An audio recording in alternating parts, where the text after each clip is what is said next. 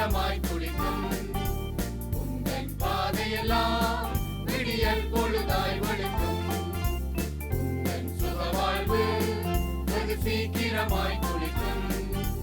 உந்தன் பாதையெல்லாம் விடியல் பொழுதாய் வெளுக்கும். உன் விண்ணப்பம் கேட்கப்படும், உன் துன்பங்கள் நீக்கப்படும். நீ பாற்றலுள்ள தோட்டமென உன் வாழ்க்கை மாற்றப்படும். அல்லேலூயா, அல்லேலூயா, ஹோசன்னா அல்லேலூயா. அல்லேலூயா, அல்லேலூயா, ஹோசன்னா அல்லேலூயா.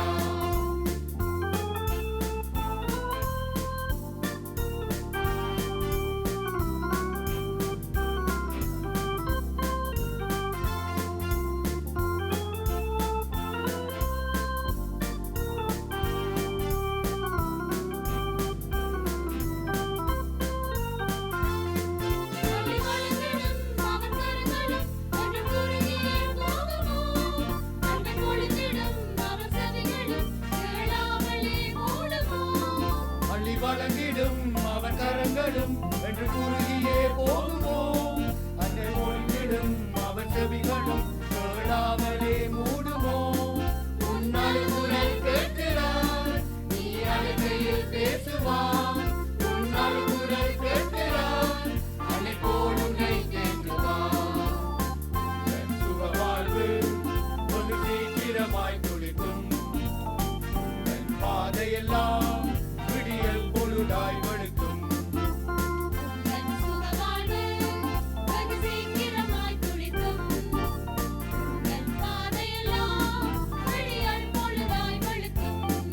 உன் விண்ணப்பம் கேட்கப்படும், உன் துன்பங்கள் நீக்கப்படும். நீ பாற்றலுள்ள தோட்டமென உன் வாழ்க்கை மாற்றப்படும். அல்லேலூயா, அல்லேலூயா, ஹோசன்னா அல்லேலூயா. Alleluia, alleluia, Hosanna, alleluia.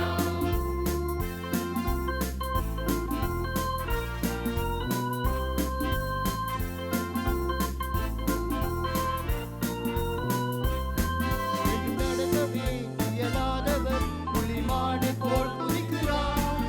ஒன்றும் பேசவே முடியாதவர் இயேசு நாமத்தை முழங்குவார்.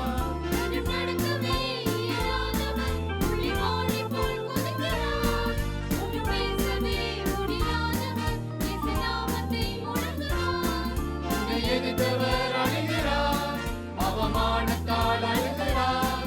உன்னை எதிர்த்தவர் அழுகிறார், மண்ணில் பொருள் ஆகிறார்.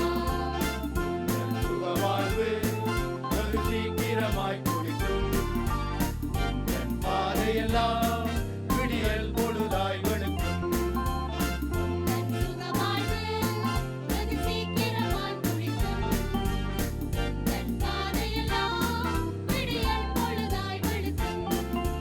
விண்ணப்பம் கேட்கப்படும், உன் துன்பங்கள் நீக்கப்படும். நீ பாற்றலுள்ள தோட்டமென உன் வாழ்க்கை மாற்றப்படும். அல்லேலூயா, அல்லேலூயா, ஹோசன்னா அல்லேலூயா. அல்லேலூயா, அல்லேலூயா, ஹோசன்னா அல்லேலூயா.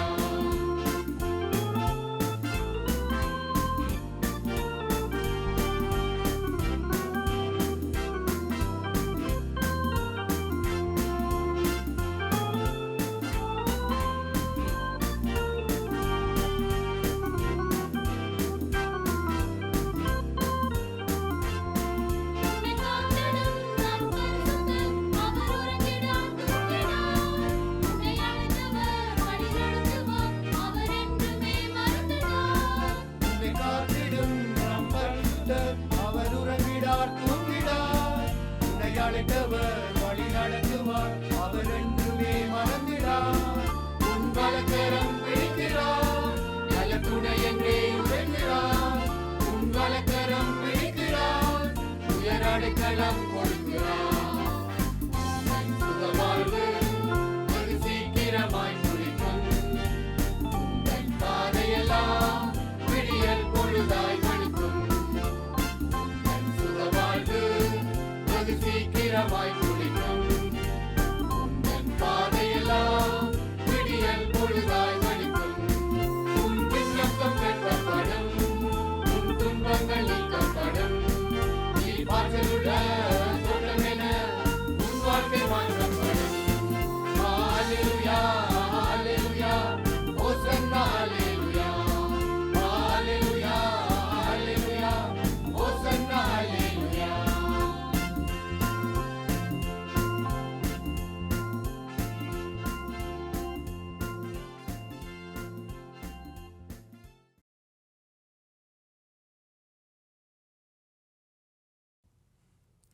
விண்ணமுதும் நிகழ்ச்சியை காண்பதற்காக தொலைக்காட்சியின் முன்னே காத்திருக்கிற உங்கள் ஒவ்வொருவரையும் அன்போடு வரவேற்கிறேன். இந்த காலப்பகுதியிலே ஒவ்வொரு ஞாயிற்றுக்கிழமையும் ஆலயத்திற்கு நீங்கள் சென்றாலும் அல்லது இந்த விண்ணமுத நிகழ்ச்சியிலே நீங்கள் இணைந்து கொண்டிருந்தாலும் கிறிஸ்துவின் பிறப்பை பற்றி, அவருடைய வருகையை பற்றி செய்திகளை, தியானங்களை நாங்கள் கேட்டு வருகிறோம். இன்றிலிருந்து இன்னும் 3 நாட்களிலே கிறிஸ்மஸை நாங்கள் நினைவு கூறப் போகிறோம். எல்லோரும் ஒவ்வொரு வருடத்திலும் ஆவலாக காத்திருக்கின்ற ஒரு நாள். எங்கள் வீடுகளாக இருந்தால் ஒருவேளை எங்களுடைய வீடுகள் இதுவரையும் அலங்கரிக்கப்பட்டிருக்கும். நாங்கள் கிறிஸ்தவர்களாக இருந்து ஆலயத்திற்கு போபவர்களாக இருந்தால் ஏற்கனவே உடைகளை வாங்கவோ அல்லது தின்பட்டங்களை செய்யவோ ஆயத்தங்கள் நடந்திருக்கும். வீடுகள் அலங்கரிக்கப்பட்டிருப்பது மட்டுமல்ல, நாங்கள் இருக்கின்ற வீடுகளிலே இருந்து நாங்கள் நடந்து செல்லுகின்ற வீதிகளிலே நடந்து போனால் பலருடைய வீடுகள் அலங்கரிக்கப்பட்டிருக்கும். கடைகளுக்கு போனால் கடைகளிலே அலங்காரங்கள், அழகான வர்ண விளக்குகள் பூட்டப்பட்டிருக்கும். கிறிஸ்து பிறப்பை தொடர்பான பாடல்கள் அந்த கடைகள் திறந்திருக்கின்ற ஒவ்வொரு கடைகளிலும் தொடர்ந்து ஒலித்து கொண்டே இருப்பதை எல்லாம் நீங்கள் கவனித்திருப்பீர்கள். கிறிஸ்து உண்மையாக ஒரு சிறு குழந்தையாக வந்து பிறந்தார் என்ற அந்த செய்தியிலே நம்பிக்கை இருக்கிறதோ இல்லையோ, உலகம் முழுவதும் இந்த கிறிஸ்து பிறப்பை அடிப்படையாக வைத்து ஒரு கொண்டாட்டத்தை கொண்டாட ஆயத்தமாகி வருகின்ற ஒரு காலப்பகுதியிலே நாங்கள் வந்திருக்கிறோம். கொண்டாட்டம் என்பது மகிழ்ச்சியானது ஒன்று. எத்தனையோ திருவிழாக்களிலே நாங்கள் பங்கு பெற்றிருப்போம். குடும்ப சம்பந்தமான கொண்டாட்டங்களிலே நாங்கள் கலந்து கொண்டிருப்போம். பிறந்த நாள் வைபவங்களாக இருக்கலாம், திருமண வைபவங்களாக இருக்கலாம். இவைகள் எல்லாவற்றிலும் நாங்கள் பங்கு பெற்றிருப்போம். அது எல்லாம் அங்கு இருப்பவர்களுக்கும் அதை ஒழுங்கு செய்பவர்களுக்கும் மகிழ்ச்சி தருகின்ற ஒரு நாளாகத்தான் நாங்கள் அனுபவித்திருப்போம், நாங்கள் கலந்து கொண்டிருப்போம். ஆனால் இயேசு பிறந்திருக்கின்ற அந்த செய்தி லூக்கா 2ஆம் அதிகாரத்திலே ஒரு இடத்திலே ஒன்றாக கூடியிருந்த ஆட்டு மேய்ப்பர்களுக்கு தெரிவிக்கப்பட்டது என்று நாங்கள் ஒரு பகுதியை வாசிக்க கேட்கிறோம். அதுவும் எங்களுக்கு தெரிந்த பகுதிதான். தேவதூதர்கள், ஆடுகளை மேய்க்கின்ற மேய்ப்பர்கள் ஒன்றாக இரவு நேரத்திலே மந்தைகளோடு உட்கார்ந்திருந்த போது அவர்களுக்கு முன்னே தோன்றினார்கள். இயேசுவின் பிறப்பின் செய்தியை அவர்களோடு பகிர்ந்து கொண்டார்கள். இது நாங்கள் ஒவ்வொரு வருடமும் கேட்கின்ற செய்திதான். ஆனால் இன்றைய தினம் இந்த லூக்கா 2ஆம் அதிகாரத்திலே சொல்லப்படுகின்ற ஒரு குறிப்பிட்ட பகுதியை நாங்கள் சிந்தித்து பார்க்க போகிறோம்.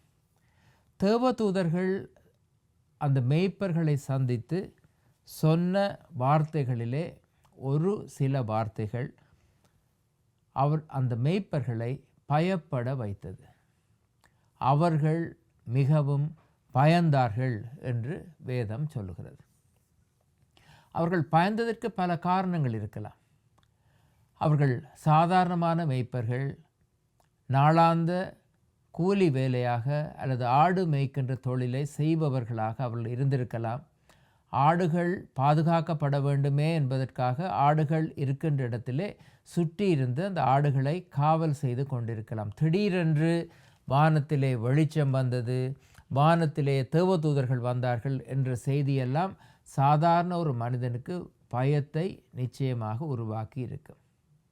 அதனால்தான் இந்த தேவதூதர்கள் மேய்ப்பர்களை கண்டபோது அவர்கள் மிகவும் பயந்தார்கள் என்று சொல்லப்படுகிறது. அவர்கள் மிகுந்த பயத்தோடு இருந்த அந்த நேரத்திலே தான் தேவதூதர்கள் அவர்களை நோக்கி, பயப்படாதிருங்கள், இதோ எல்லா ஜனத்துக்கும் மிகுந்த சந்தோஷத்தை உண்டாக்கும் நற்செய்தியை உங்களுக்கு அறிவிக்கிறேன் என்று கர்த்தராகிய கிறிஸ்து என்னும் இரட்சகர் உங்களுக்கு தாவீதின் ஊரிலே பிறந்திருக்கிறார் என்ற செய்தி கொடுக்கப்படுகிறது.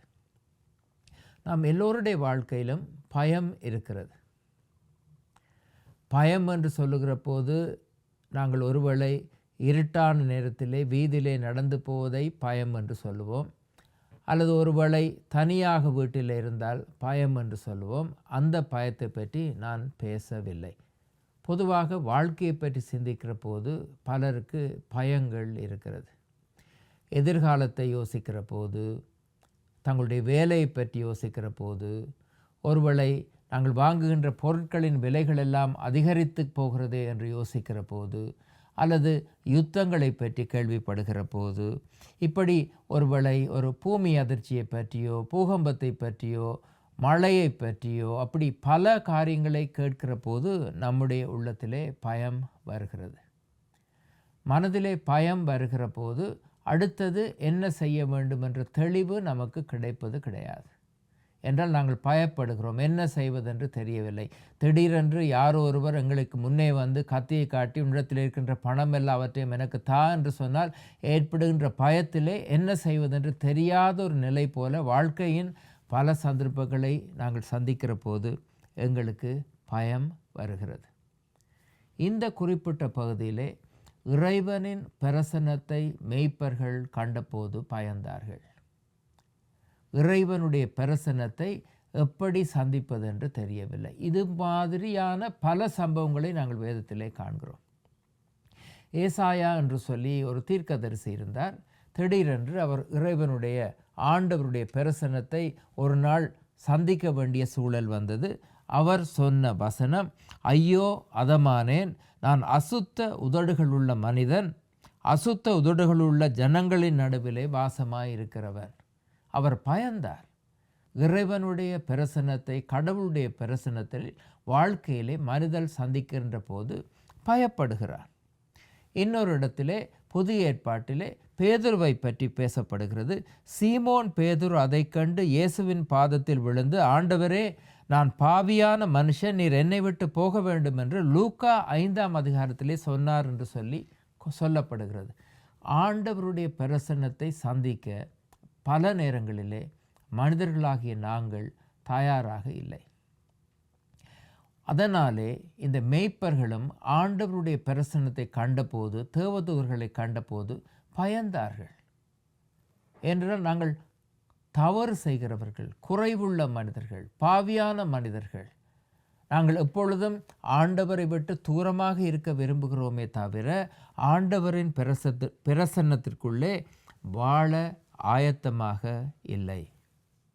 அப்படியான நேரத்திலே தான் தேவதூதர்கள் அந்த ஆட்டு இடையர்களை அல்லது மேய்ப்பர்களை பார்த்து சொல்லுகின்ற செய்தி, பயப்படாது இருங்கள். பயப்படாது இருங்கள் என்று நீங்கள் பயப்படுகிறீர்களே, பயப்படாமல் இருங்கள் என்று சொல்லப்படவில்லை. மாறாக நீங்கள் பயப்படாமல் இருங்கள். ஏனென்றால் உங்களுக்காக ஒரு புதிய சந்தோஷமான பயத்தை நீக்குகின்ற ஒரு நிகழ்ச்சி இந்த உலகத்திலே நடைபெற்று இருக்கிறது என்று தேவதூதர்கள் சொல்லுகிறார்கள். கர்த்தராகிய கிறிஸ்து என்னும் இரட்சகர் உங்களுக்கு தாவீதின் ஊரிலே பிறந்திருக்கிறார். இதுதான் இந்த கிறிஸ்மஸ் காலத்திலே நமக்கு கொடுக்கப்படுகின்ற பெரிய செய்தி. நாங்கள் வாழ்கின்ற வாழ்க்கையிலே வெறுமையாக கிறிஸ்மஸ் என்று சொல்லி ஒரு ஆராதனை நடக்கிறது, வழிபாடு நடக்கிறது, அதிலே போய் கலந்து கொள்ளுங்கள் என்பதற்காகவோ அல்லது புதிய உடைகளை அணியுங்கள் என்பதற்காகவோ வீட்டை அலங்காரங்கள் செய்யுங்கள் என்பதற்காகவோ இந்த செய்தி சொல்லப்படவில்லை. இது எல்லாம் எங்களுக்கு வெளியே நடைபெறுகின்ற நிகழ்ச்சிகள். இதில் சொல்லப்படுகின்ற செய்தி நம்முடைய வாழ்க்கையிலே நடைபெறுகின்ற ஒரு நிகழ்ச்சி. ஆண்டவர் நம்முடைய வாழ்க்கையை உறுதியோடும் தைரியத்தோடும் முன்னே எடுத்து செல்ல உங்களுக்கு இரட்சகராகிய கிறிஸ்து இந்த உலகத்திலே பிறந்திருக்கிறார். அதனாலே நீங்கள் பயப்படாதிருங்கள் என்று தேவதூதர்கள் மேய்ப்பர்களுக்கு சொல்லுகிறார்கள். வேறு எந்த வழியும் நம்மை பொறுத்தவரையிலே இல்லை. ஒரே ஒரு வழி அவர்களுக்கு கொடுக்கப்படுகிறது. நீங்கள் பயப்படுகிறீர்கள், இதுதான் உங்களுக்கு கொடுக்கப்படுகின்ற செய்தி. உண்மையாக அந்த செய்தி நடைபெற்றிருக்கிறதா என்பதை பார்ப்பதற்காக நீங்கள் புறப்பட்டு அந்த பிள்ளை இருக்கின்ற இடத்திற்கு நீங்கள் போங்கள். நீங்கள் போய் பிள்ளையை துணிகளில் சுற்றி முன்னணையிலே கடத்தி இருக்க காண்பீர்கள். போய் உங்களுடைய சொந்த கண்களினாலே அந்த பிள்ளை பிறந்திருப்பதை கண்டு கொள்ளுங்கள். அந்த பிறந்திருக்கின்ற அந்த பிள்ளை உங்களுடைய வாழ்க்கையிலே விடுதலையை, மீட்பை கொடுக்க வந்திருக்கின்ற பிள்ளை என்பதை தைரியமாக அந்த தேவதூதர்கள் அந்த மேய்ப்பர்களுக்கு சொல்லுகிறார்கள். பயத்தை விட்டு வெளியே வாருங்கள். இது உண்மையாக நடந்ததா, சடங்காச்சாரமா, காலாகாலம் நாங்கள் செய்து வருகின்ற ஒன்றா என்ற அந்த நினைவை விட்டு நம்முடைய வாழ்க்கையிலே ஆண்டவர் பிறந்திருப்பதை உங்கள் கண்களினாலே நீங்கள் கண்டு கொள்ளுங்கள். அப்பொழுதுதான் இந்த உலகத்திலே இருக்கின்ற பயத்திலிருந்து, வாழ்க்கையை பற்றிய பயத்திலிருந்து, நிலையில்லாத ஒரு நிலையிலிருந்து நீங்கள் விடுதலை பெற்று வெளியே வர முடியும். அவர் உங்களை தேடி வந்திருப்பதினாலே அதிலே நமக்கு கொடுக்கப்படுகின்ற முழுமையான செய்தி, அவர் வந்திருப்பது உங்களுடைய வாழ்க்கையிலே முழுமையான வாழ்க்கையை பெற்றுக்கொள்வதற்காக. உங்களுக்காக அவர் தன்னுடைய இரத்தத்தை சிந்த ஆயத்தமுள்ளவராக வந்திருக்கிறார். உங்களுக்காக தன்னுடைய உயிரை தியாகம் செய்ய ஆயத்தமுள்ளவராக வந்திருக்கிறார். அந்த பிள்ளை உங்களுக்காக இந்த உலகத்திலே பிறந்திருப்பதினாலே தைரியமாக இந்த வாழ்க்கையை நீங்கள் எதிர்கொள்ள நாம் ஒவ்வொருவரும் அழைக்கப்படுகிறோம். இது கிறிஸ்மஸ் காலம். இந்த கிறிஸ்மஸ் காலத்திலே நாங்கள் எல்லோரும் அந்த கிறிஸ்மஸ் நாளுக்குள்ளே காலடியை எடுத்து வைக்கின்ற போது எங்களுக்கு சொல்லப்படுகின்ற அழுத்தமான ஆணித்தரமான செய்தி, நீங்கள் பயப்படாது இருங்கள். நீங்கள் பயப்படாது இருங்கள். உங்களுக்காக இன்று கர்த்தராகிய இயேசு என்னும் இரட்சகர் தாவீதின் ஊரில் பிறந்திருக்கிறார். அந்த செய்தியின் தைரியத்தோடு எங்களுடைய வாழ்க்கையிலே இந்த கிறிஸ்துமஸ் காலத்தில் காலடி எடுத்து வைக்க நாங்கள் அழைக்கப்படுகிறோம். அன்பானவர்களே, உங்கள் ஒவ்வொருவருக்கும் கிறிஸ்து பிறப்பின் வாழ்த்துக்கள் கூறி இந்த செய்தியை நான் இத்தோடு முடிக்கிறேன். ஆண்டவர் தாமே உங்களை ஆசீர்வதிப்பாராக. ஆமென்.